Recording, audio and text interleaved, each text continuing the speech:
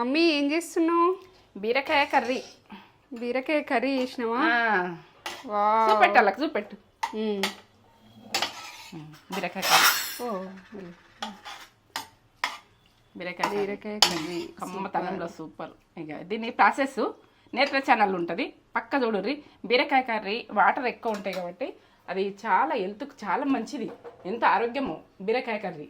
మనం బీరకాయ అంటే మనం డెలివరీ అయిన వాళ్ళకు ఇలా కళ్ళకు పెడతారు, ఎందుకంటే ఆరోగ్యం ఖరాబ్ అయిన వాళ్ళకి పెడతారు, చాలా హెల్దీ అని పెడతారు.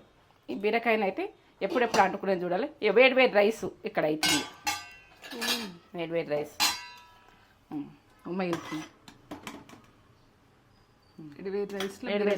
కర్రీ ఇట్లా వేడి వేడి చేసుకునేది చూసుకోండి.